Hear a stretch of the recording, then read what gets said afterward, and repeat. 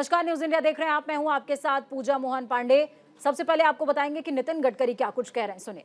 भूपेंद्र यादव जी को रिक्वेस्ट करके वो बैन उठाया और ये देश के यूज टायर और बाहर के टायर से रबर पाउडर निकलती है और ये 15% तक हम लोग बिटुमिन में डाल के रबराइज बिटुमिन बना सकते हैं। जैसे 80 लाख टन बिटुमिन हम लगता है और 15% अगर डाली तो कम से कम ये 12 लाख टन हमारी पाउडर अगर उसमें गई तो बिटुमिन की क्वालिटी भी सुधरती है। और सबसे इम्पोर्टेंट ये है कि बिटुमिन की पाउडर की भाव 30 रुपए किलो है और बिटुमिन का 50 रुपए, तो कॉस्ट भी कम होगी। तो हमारे यहाँ हमारे एडवाइजर है मिस्टर पांडे, जो प्लास्टिक और इसमें काम करते हैं मिनिस्ट्री के, तो उनको मैंने कहा अभी ऑयल कंपनी की मीटिंग बुला रहा हूँ। वैद्य साहब जो इंडियन ऑयल के चेयरमैन है, उन्होंने भी कहा कि हम ये पॉलिसी बनाते ताकि उनकी भी मार्जिन बढ़ेगी और ये वेस्ट रबर पाउडर वो खरीदी करेंगे। वैसे 7% प्लास्टिक भी बिटुमिन में डालने का हमने निर्णय किया है। इसके साथ साथ हमने न्यू अल्टरनेटिव मटेरियल में भी काफ़ी बड़ा फ्लैश में, मैं ये सब सर्कुलर आपको दे देता हूँ, पर एक बात आपको बताता हूँ कि हमारे डिपार्टमेंट ने ये स्वच्छ भारत और पर्यावरण में जो बहुत अच्छा काम किया है, अभी तक फ्लैश 246 लाख मेट्रिक टन हमने यूज़ की। वेस्ट प्लास्टिक से रोड 854 किलोमीटर हमने बनाया। Rubberised bitumen 85,000 metric ton bitumen हमने खरीदी किया है। Polymer modified bitumen 50,538 metric ton. Steel slag, इसमें ऑस्ट्रेलिया में एयर स्ट्रिप बनी है, वो जोशी करके हमारे देश के इंजीनियर है, उनको वहाँ पद्मश्री जैसे बड़ा अवार्ड भी मिला है, उनको हमने बुलाया। और जमशेदपुर और रायगढ़ में ये जो है ये आयरन स्लैग का हमने यूज़ किया है। Steel slag 21.50 lakh metric ton, यानी इतना इन्वायरमेंट को बचा है। अगर ये नहीं करते तो मिट्टी निकालनी पड़ती थी, पर्यावरण का नुकसान होता था। सॉइल स्टेबिलाईजर हमने 1,776 मेट्रिक टन यूज़ किया है। Silica fume 1,231 metric ton. Ground granulated blast furnace slag in cement 6.60 lakh metric ton use किया है।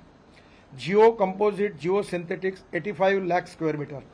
रिसाइकल असफाल्ट पेवमेंट 584 किलोमीटर के रोड बना है। फिर फाइबर रीइंफोर्समेंट कंक्रीट, ये बहुत इंपॉर्टेंट है कि कंक्रीट में स्टील के बजाय स्टील फाइबर यूज़ कर रहे हैं। और डिस्टेंस बिटवीन टू पियर जो 50 मीटर था वो 120 मीटर हुआ, जिससे कॉस्ट कम हो गई है। और ये इसमें हमने अभी ये जो फाइबर रीइंफोर्समेंट कंक्रीट है FRC, ये 27.40 किलोमीटर के फ्लाईओवर इसमें बना है। अब इसको हमने किया है जिससे हमारी कॉस्ट 25% कम होगी, क्वालिटी में सुधार होगा और पर्यावरण की भी रक्षा होगी। Fibre in pavement quality concrete ये 359 किलोमीटर किया। कॉयर फाइबर 4.48 किलोमीटर यूज किया। Cement treated base and sub base 2,465 kilometre किया। माइक्रो सरफेसिंग 595 किलोमीटर किया। Slope stabilisation using geo grid 190 kilometre. Rain water harvesting system 2,995 kilometre. और इसमें सबसे बड़ी बात है, हमने 1,000 से ज़्यादा अमृत सरोवर बना। मुझे अभी 7 डॉक्टरेट्स डिलीट्स मिली है, उसमें से 4 डिलीट जो है एग्रीकल्चर यूनिवर्सिटी की है और वो वाटर कंजर्वेशन पे मिली है। दौड़ने वाले पानी को चलने के लिए लगाओ, चलने वाले पानी को रुकने के लिए लगाओ और रुके हुए पानी को जमीन को पीने के लिए लगाओ। गाँव का पानी गाँव में, खेत का पानी खेत में और घर का पानी घर में। तो ये इतना पॉपुलर कंसेप्ट हो गया है। और अभी उसके आजू बाजू जो कुएं बनते हैं उसमें हमने हमारे NGO के द्वारा सोलर पंप लगा देते हैं। अब 7.5 पास मेरे खुद के खेती में 3 कुएं हैं और मैंने वो नाली और नदियों का खोलीकरण किया, तो मेरा पंप सुबह 8 बजे से लेकर शाम को 6 बजे तक सोलर 7.5 हाउस पावर के तीनों पंप चलते हैं। मैं 1 घंटा पानी नहीं मिलता था, अब मुझे 10 घंटे पानी मिलता है और इरीगेशन बढ़ गया। तो ये बहुत बड़ा काम है। तो इसमें हमने NHI ने फुकट में बना दिए पंजाब और कृषि विद्यापीठ में। और आप कभी ये बुल्डाना पैटर्न देखने के लिए मैं कुछ पत्रकार को ले पूरा सोशो इकोनॉमिक। तो चंडीगढ़ से इस वक्त की सबसे बड़ी खबर आपको बता रहे हैं। कांग्रेस विधायक सुखपाल खैरा गिरफ्तार हुए। बड़ी खबर, NDPS के मामले में गिरफ्तारी हुई है उनकी। फौलाद से कांग्रेस विधायक हैं सुखपाल खैरा। 8 साल पुराने मामले में गिरफ्तारी हुई है। सुखपाल खैरा को 2015 के एक पुराने ड्रग केस में जो जांच चल रही थी, इसी मामले में DIG की अगुवाई में बनी SIT की रिपोर्ट के आधार पर गिरफ्तारी की गई है। इस एसआईटी में 2 एसएसपी भी शामिल रहे हैं, जबकि सुखपाल खैरा का कहना है कि यह एक झूठा केस था। फिलहाल सुप्रीम कोर्ट ने भी उन्हें इस पूरे मामले में राहत दे रखी है, लेकिन सुखपाल खैरा की गिरफ्तारी हुई है। जब पुलिस सुखपाल खैरा को गिरफ्तार करने के लिए पहुंची तो सुखपाल खैरा बार बार उनसे पूछते रहे, अपना अरेस्ट वारंट हमें पहले दिखाइए, उसके बाद ही मैं गिरफ्तारी दूंगा। इस बीच सुखपाल खैरा ने इस बात का भी जिक्र किया है कि पंजाब में कांग्रेस को दबाने की कोशिश हो रही है। पंजाब कांग्रेस अध्यक्ष अमरिंदर सिंह राजा वडिंग ने सुखपाल खैरा की गिरफ्तारी को लेकर के पंजाब सरकार पर हमला बोला है। उन्होंने कहा, कांग्रेस विधायक सुखपाल खैरा जी की गिरफ्तारी में राजनीतिक प्रतिशोध की बू आती है, ये विपक्ष को डराने की कोशिश है और अब ये एक चाल जैसा नजर आ रहा है। पंजाब की आम आदमी पार्टी वाली सरकार मूल मुद्दों से ध्यान भटकाना चाहती है। हम सुखपाल खैरा के साथ मजबूती से खड़े हैं और इस लड़ाई को तार्किक निष्कर्ष तक लेकर जाएंगे।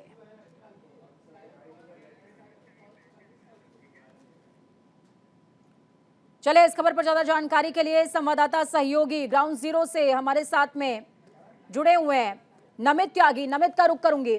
नमित, पूरे मामले में देखिए खैरा की गिरफ्तारी तो हो गई है, लेकिन गिरफ्तारी का बेस क्या है? क्योंकि सुप्रीम कोर्ट तो इस पूरे मामले में राहत पहले ही दे चुकी है। देखिए बिल्कुल, सुखपाल खेरा जो कि कांग्रेस के विधायक हैं, उनको दिल्ली पंजाब पुलिस की एक स्पेशल सेल ने गिरफ्तार किया है। हालांकि सुखपाल खेरा की तरफ से अभी जो बातें निकलकर सामने आ रही हैं, उनके मुताबिक भगवंत मान जो हैं वो उनसे निजी दुश्मनी निकाल रहे हैं, ऐसा भी उनका बयान आया है। क्योंकि अब सुखपाल खेरा की गिरफ्तारी के बाद जिस बात का जिक्र आपने किया कि सुप्रीम कोर्ट से तो उनको राहत मिल चुकी है, लेकिन 2015 का एक केस है, ड्रग्स तस्करी का ये मामला है। तो ऐसे में इसके अलावा भी और भी केस है, क्योंकि अभी फिलहाल सुखपाल खेरा को जो पंजाब पुलिस है वो जलालाबाद लेकर जा रही है। जलालाबाद के अंदर ही साल 2015 में ड्रग्स तस्करी के मामले में सुखपाल खेरा के ऊपर मामला दर्ज किया गया था, लेकिन पंजाब पुलिस ने क्योंकि सीक्रेट तरीके से गिरफ्तारी की है, ऐसे में अभी पंजाब पुलिस कोई भी जो सूचना है वो सामने नहीं दे रही है। हालांकि कुछ देर के बाद प्रेस कॉन्फ्रेंस जरूर करेगी पंजाब पुलिस, उसमें बातें निकलकर सामने आएगी। ठीक है। नमित, मैं आपसे ये भी समझना चाहूंगी, देखिए पूरे मामले में जितनी स्टडी है उसके अकॉर्डिंग खैरा के साथ साथ उनके पीएसओ का नाम भी सामने आ रहा है, 4 और लोगों के का नाम भी दर्ज किया गया है। तो क्या खैरा के अलावा उनके पीएसओ की गिरफ्तारी हुई है, उन 3 लोगों की गिरफ्तारी हुई है, या पहला शिकंजा खैरा पर?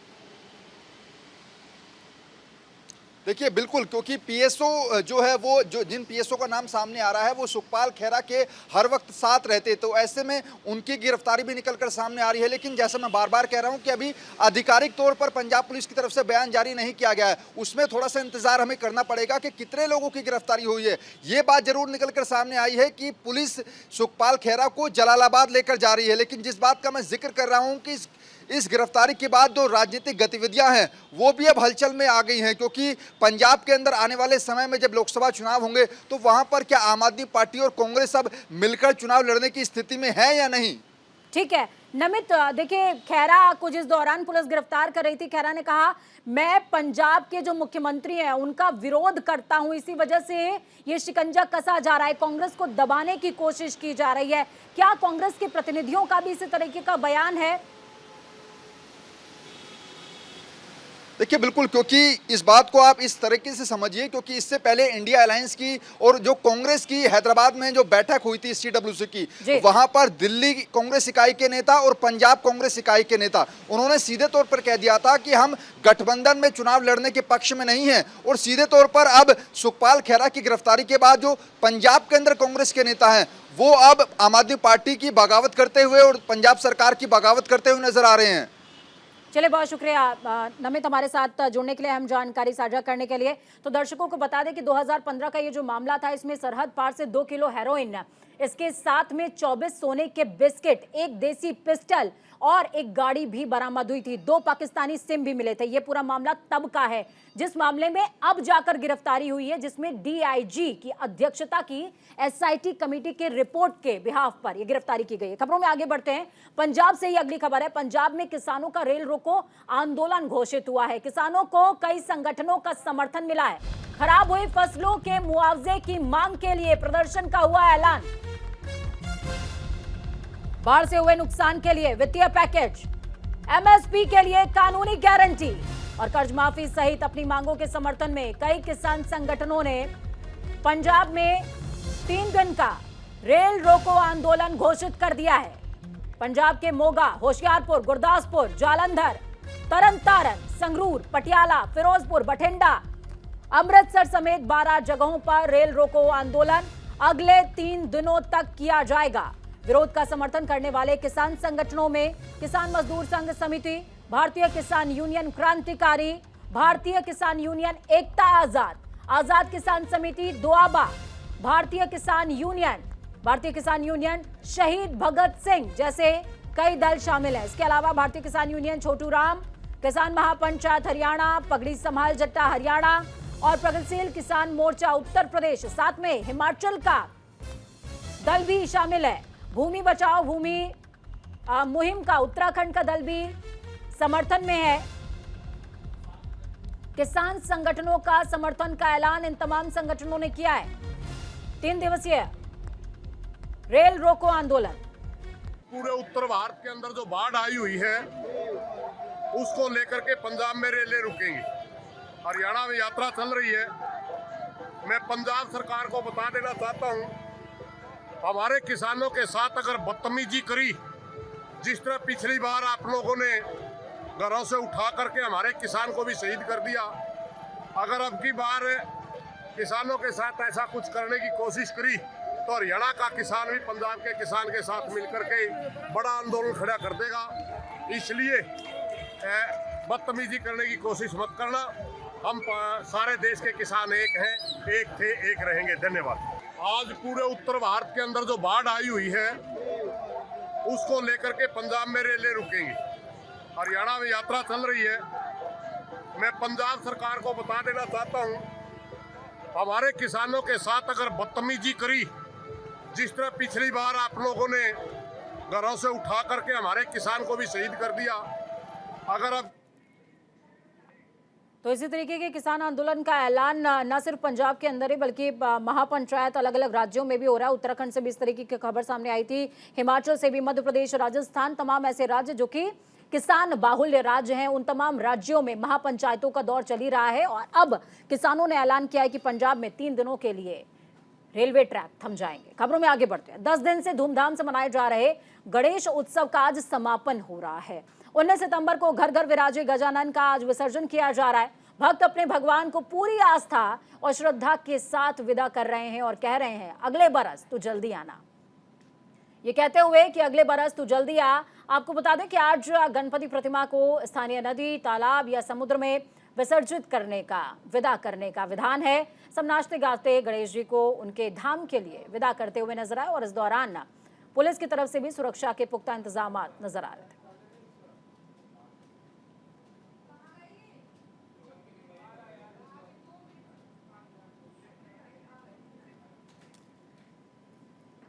तो अपने भक्तों से विदाई ले रहे हैं गणपति बप्पा।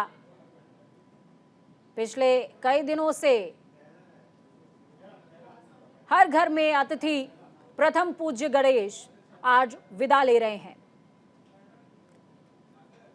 सभी ने नम आंखों के साथ बप्पा को विदा किया, क्योंकि बप्पा जब घर आते हैं तो ऐसा लगता है कि घर में कोई अतिथि आया है, अपना आया है।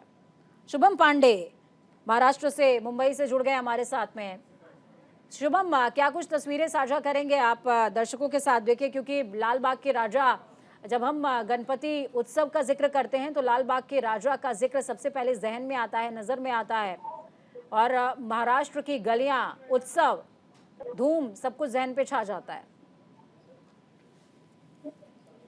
बिल्कुल, देखिए पूजा जी, 10 दिनों तक भगवान श्री गणेश की पूजा आराधना करने के बाद अब उन्हें विदाई देने का समय आ चुका है। और आज मुंबई का हर शख्स आज सड़कों पर उतरेगा और बप्पा को नम आंखों से विदाई देगा। देखिए, इस वक्त हम खुद मुंबई के उसी सबसे मशहूर गणेश पंडाल के पास मौजूद है, जो मुंबई का लाल बाग का राजा कहलाता है। मुंबई का राजा यानी गणेश गली कहलाती है। और तस्वीरों में आप मेरे पीछे आप देख सकते हैं कि अभी भगवान श्री गणेश की, जो लाल बाग के राजा की जो प्रतिमा है, वो परिक्रमा करने के लिए जो निकली नहीं है, लेकिन लोगों का जन सैलाब जो है इस वक्त उमड़ चुका है बप्पा की एक झलक पाने के लिए। देखिए, साफ तौर पर मुंबई की बात करें, महाराष्ट्र की बात करें, तो सबसे ज्यादा मशहूर जो है वो लाल बाग के राजा के गणेश पंडाल है। देखिए, ये जो पंडाल है जो मन्नतों के राजा से कहे जाते हैं, मुरादों के राजा से जाते हैं, और यहाँ पे गणेश चतुर्थी के अवसर पर 8 से 10 घंटे कतारों में लोगों को लगना पड़ता है, तब दर्शन मिलती है। लेकिन जो लोग दर्शन नहीं पा पाते हैं वो विसर्जन के दिन आते हैं बप्पा की झलक पाने के लिए सपने से सुबह का इंतजार करते हैं। देखिए, तमाम इसी अगर मुंबई की बात करें, मुंबई का ये लालबाग इलाका है, परेल,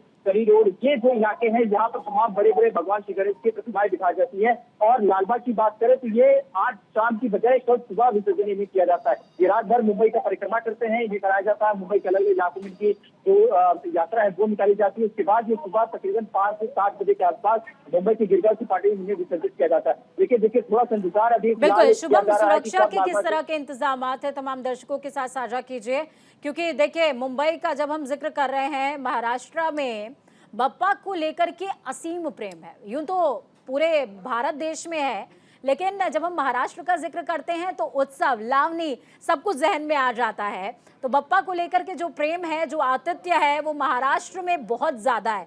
तो ऐसे में सुरक्षा के किस तरीके के इंतजाम? बिल्कुल, देखिए पूजा जी, जिस तरह से सुरक्षा के इंतजाम करें तो 8 एडिशनल कमिश्नर और पुलिस जो है वो मुंबई में तैनात किए गए। उसके अलावा 25 डीसीपी, उसके अलावा 26 पुलिस अधिकारी ऑफिसर और तकरीबन 28,000 के आसपास पुलिस हवलदारों को तैनात कर दिया गया। इसके अलावा SRPF की कंपनी हो या उसके अलावा होमगार्ड की बात करो, RF की बात करो, ऐसे तमाम लोगों को आज मुंबई की सड़कों पर 4 चौबत तैनात रहने के लिए कहा गया। खास तौर पर मुंबई के गिरगांव चौपाटी और मुंबई की जुहू चौपाटी, दो ऐसे बड़े समुद्र स्थल हैं जहां पर बड़ी बड़ी मूर्तियों का विसर्जन किया जाता है। ऐसे में 28,000 के आसपास जो हवलदार हैं, इसके अलावा तमाम बड़े आला अधिकारी, तमाम बड़े ऑफिसर वो आज मुंबई की सड़कों पर तैनात रहेंगे। और मुंबई के कई रूटों को इस पर पूरी तरह से डाइवर्ट कर दिया है, कई बसों को डाइवर्ट कर दिया है। इसके अलावा मुंबई की धड़कन कही जाती मुंबई की लोकल ट्रेन आज रात को तकरीबन 1 बजे से लेकर 4 बजे तक सुबह 10 विशेष नई स्पेशल ट्रेनें चलाएगी ताकि भक्तगण अपने घर पहुंच सके। चलिए, बहुत शुक्रिया हमारे साथ जुड़ने के लिए, शुभम, अहम जानकारी साझा करने के लिए। आज देश भर में ईद उल मिलाद नबी बड़े ही हर्षोल्लास के साथ मनाया जा रहा है। इस खास मौके पर देश के प्रधानमंत्री नरेंद्र मोदी ने देशवासियों को शुभकामनाएं और मुबारकबाद दी है। प्रधानमंत्री नरेंद्र मोदी ने ट्विटर पर लिखा, मिलाद उन नबी की हार्दिक शुभकामनाएं। इस अवसर पर हमारे समाज में शांति, एकता और करुणा की भावना को आगे बढ़ाएं। ईद मुबारक। तो वहीं राष्ट्रपति द्रौपदी मुर्मू ने भी ट्वीट करते हुए कल देशवासियों को ईद मिलाद उन नबी की मुबारकबाद दी थी। उन्होंने अपने ट्वीट में लिखा कि मिलाद उन नबी के पावन मौके पर मैं सभी देशवासियों, खासतौर पर मुस्लिम भाइयों और बहनों को मुबारकबाद देती हूँ। आज पैगंबर मोहम्मद के जन्मदिन के मौके पर हम सब सद्भाव और भाईचारे के साथ आगे बढ़कर मानवता के कल्याण के लिए काम करने का संकल्प लें।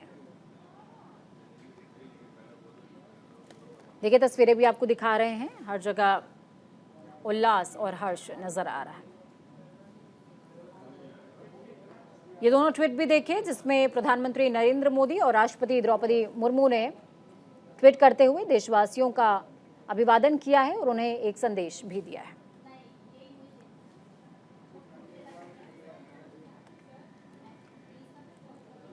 दूसरी तरफ उज्जैन से दुखद खबर सामने आ रही है, जहां पर एक मासूम बच्ची से हैवानियत का मामला सामने आया है। प्रियंका गांधी ने कानून व्यवस्था पर सवाल उठाए हैं। अखिलेश यादव ने भी शिवराज सरकार को घेरा है पूरे मामले में। एमपी में असुरक्षित महसूस कर रही हैं बच्चियां, अखिलेश यादव ने कहा।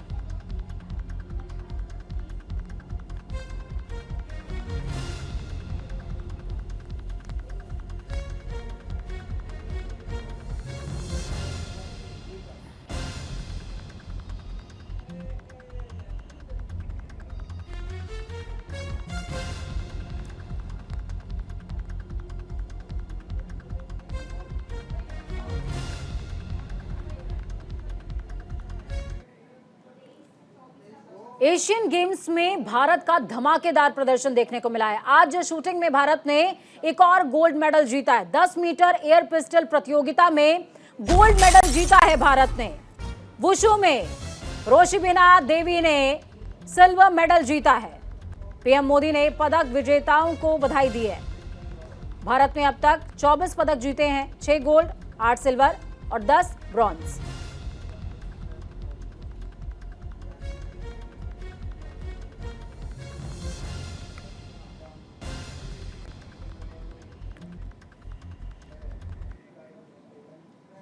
बुलेटिन में वक्त यहाँ पर छोटे से ब्रेक का। ब्रेक के उस पार खबरों का सफर लगातार जारी रहेगा। बने रहिए न्यूज इंडिया के साथ, क्योंकि हम है राष्ट्र की आवाज।